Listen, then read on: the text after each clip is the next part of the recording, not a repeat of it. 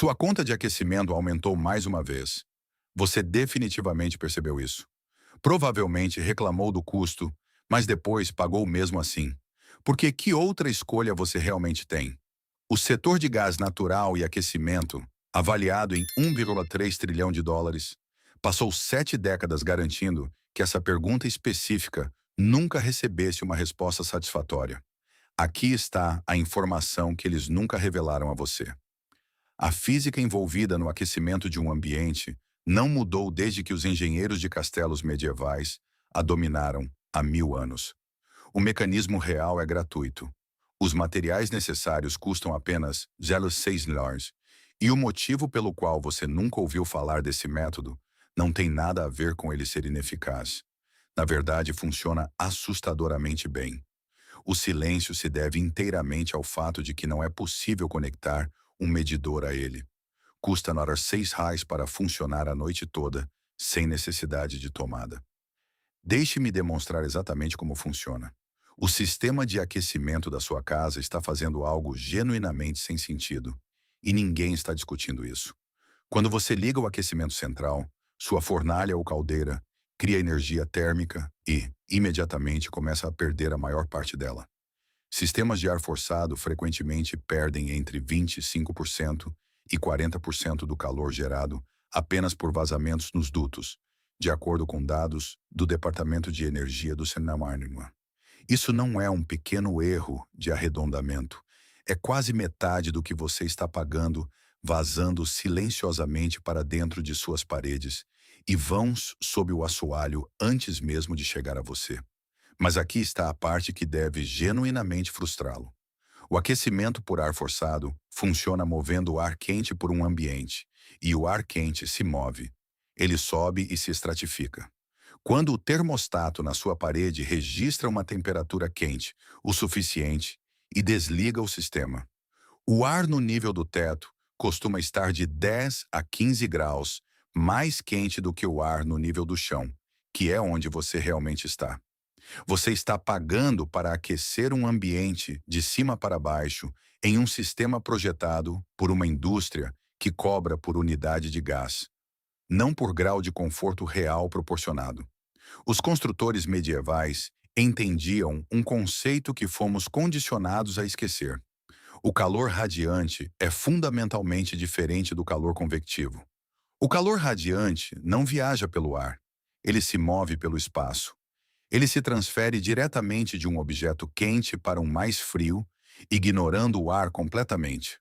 É por isso que ficar perto de uma lareira de pedra parece quente, mesmo quando o ambiente ao redor está frio. A pedra não está aquecendo o ar ao seu redor, está aquecendo você diretamente. O truque de Ulysses Charles opera exatamente nesse princípio, e o mecanismo é tão eficiente que quase parece trapaça. Aqui está o que realmente ocorre.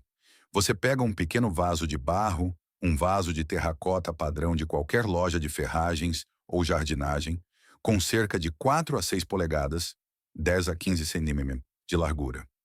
Em seguida, você coloca um segundo vaso de barro maior de cabeça para baixo sobre ele, ligeiramente elevado para que o ar possa fluir por baixo. Dentro do vaso interno menor, você coloca um recipiente de metal raso. Uma lata de atum velha, uma pequena forma de pão ou um ramequim de metal.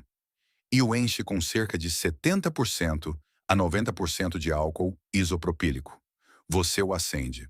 O álcool queima de forma limpa, sem fuligem e sem monóxido de carbono, em níveis perigosos em um espaço ventilado, com odor mínimo. A chama produz uma quantidade modesta de calor, algo na faixa de 250 a 300 BTUs, o que parece pouco impressionante até você entender o que o barro está fazendo com essa energia.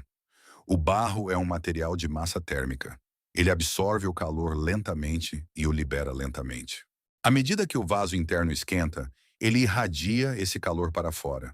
No entanto, o vaso externo, posicionado sobre ele como uma chaminé invertida, retém e concentra essa energia irradiada antes de reirradiá-la para o ambiente. A fresta na base do vaso externo cria um efeito chaminé. O ar frio é puxado pela parte inferior, aquecido pelas superfícies de barro, e sobe pela parte superior em uma coluna térmica suave e contínua.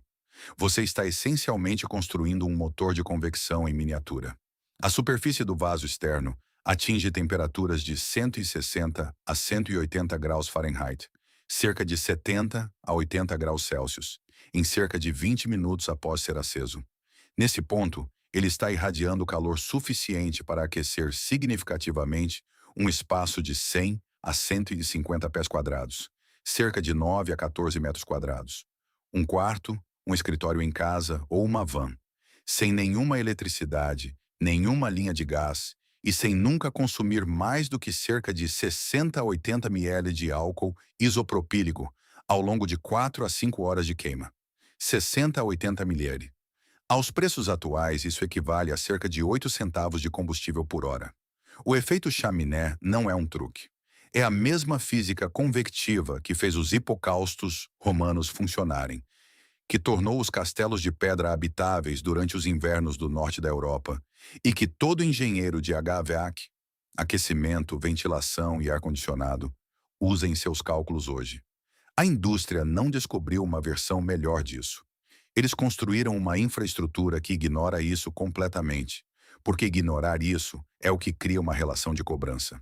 Em 1952, a American Gas Association, Associação Americana de Gás, o órgão de lobby da indústria de infraestrutura de gás natural, pressionou com sucesso pela adoção de códigos de aquecimento residencial que exigiam sistemas de aquecimento centralizados por dutos em novas construções em grande parte dos Estados Unidos. A linguagem usada falava sobre segurança e padronização. O efeito real foi a eliminação sistemática de alternativas de aquecimento radiante suplementar e de fonte pontual em novas casas. Isso não é uma teoria da conspiração. A AGA gastou 340 milhões de dólares em atividades de lobby apenas entre 1998 e 2022, de acordo com dados de lobby federal do Open Secrets. O que eles estavam comprando, consistentemente, era uma linguagem de código que torna as alternativas mais difíceis de usar e mais difíceis de conhecer. Aqui está a comparação que deveria deixá-lo irritado. Um sistema de ar forçado a gás natural custa entre os 3.000 reais e os 7.000 reais para ser instalado. Ele requer uma linha de gás, uma chaminé, um sistema de dutos, um termostato e manutenção contínua. Ele perde até 40% de sua produção de calor devido à ineficiência dos dutos. Ele gera uma conta mensal. Ele requer serviço licenciado. Cada componente desse sistema gera receita para alguém. O instalador, a concessionária, o fabricante de peças e o técnico de manutenção. O vaso de barro custa $6. O álcool custa 8 centavos por hora. Não há assinatura.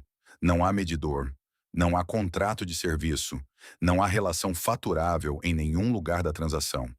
Não é por isso que funciona, mas é exatamente por isso que você nunca viu um mostruário de ponta de gôndola na Home Depot falando sobre isso. Aqui está exatamente o que comprar e exatamente o que fazer. Você precisa de 2 vasos de terracota. O vaso interno deve ter de 4 a 5 polegadas, 10 a 12 centímetros de largura, qualquer variedade padrão de jardim. O vaso interno pode ter um furo de drenagem, não importa. O vaso externo deve ter de 6 a 8 polegadas, 15 a 20 centímetros de largura e também ser de terracota padrão. Você também precisa de 3 pequenos tijolos, pedras ou parafusos de metal para usar como espaçadores. Eles elevam o vaso externo cerca de meia polegada, 1,2 centímetros, de qualquer superfície em que você o coloque. Essa fresta é obrigatória. É por onde o ar frio entra. Para o recipiente de combustível, use uma lata de atum de metal, um pequeno ramequim de ferro fundido ou qualquer prato de metal raso que caiba dentro do vaso interno. Não use plástico. Não use vidro. Para o combustível, use álcool isopropílico de 70% a 90%, disponível em qualquer farmácia por cerca de $2 a $3 o litro. Encha o recipiente até a metade, cerca de 60 a 80 ml. Essa é a sua carga de queima para uma sessão. Para a montagem, coloque o prato de combustível dentro do vaso interno. Equilibre o vaso interno em uma superfície à prova de fogo e resistente ao calor, como um azulejo de cerâmica, um descanso de panela de ferro fundido ou um bloco de concreto. Coloque o vaso externo de cabeça para baixo sobre o vaso interno, apoiado em seus 3 espaçadores, de modo que a fresta na base seja mantida uniformemente ao redor do perímetro. Acenda o álcool. O sistema leva de 15 a 20 minutos para aquecer totalmente o barro. Durante essa janela, a produção de calor é modesta.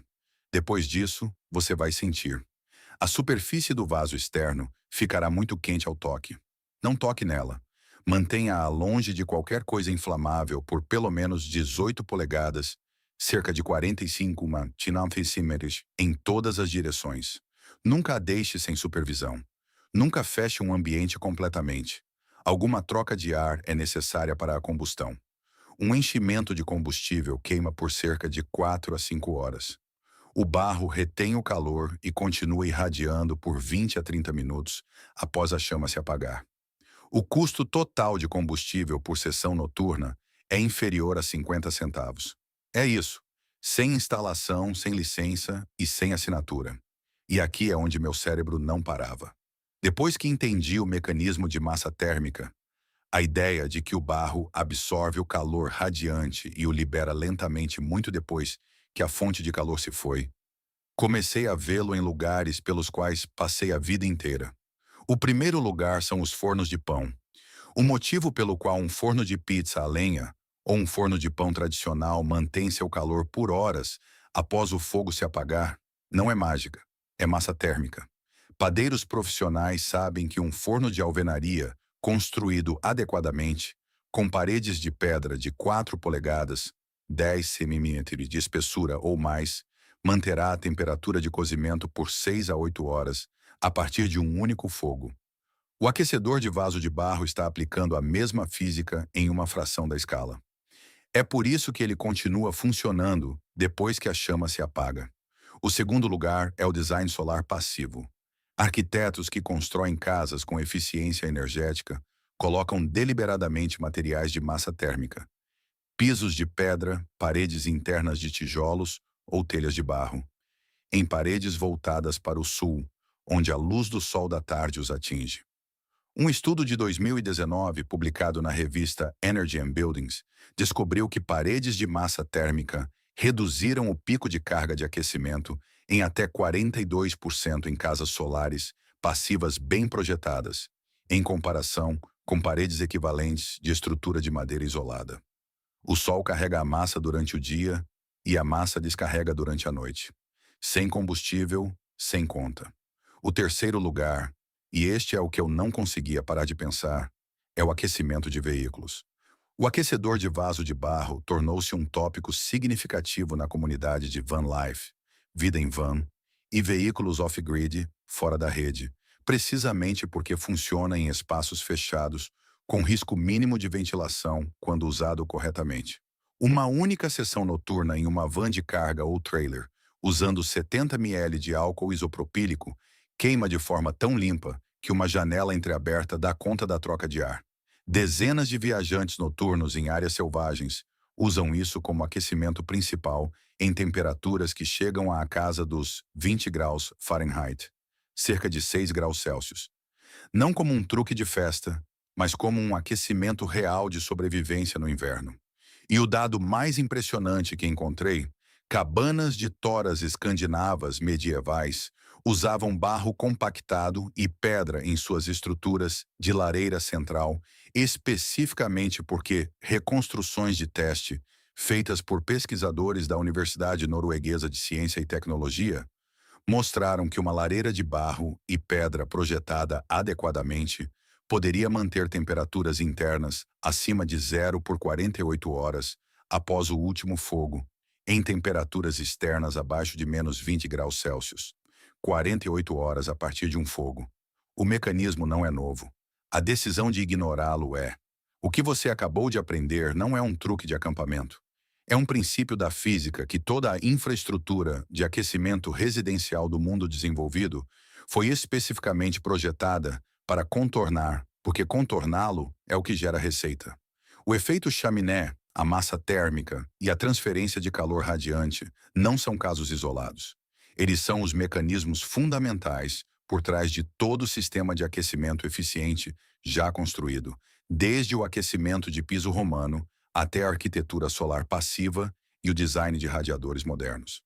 O aquecedor de vaso de barro não deixou de se tornar popular porque não funciona. Ele deixou de se tornar popular porque funciona para sempre, com 8 centavos de combustível por hora, e não pode ser medido. Agora você conhece o mecanismo, sabe o que comprar e sabe quanto custa. Na próxima vez que sua conta de aquecimento chegar, você saberá exatamente o que a conta está pagando e exatamente qual alternativa a indústria passou 70 anos garantindo que você nunca pensasse em perguntar. Os 6 Airgers e um isqueiro. O resto sempre foi apenas infraestrutura. Quero ser claro. Eu cresci em Quebec, no Canadá, onde o inverno não é tanto uma estação, mas um traço de personalidade que a província desenvolve. Já paguei contas de aquecimento que pareciam uma segunda hipoteca.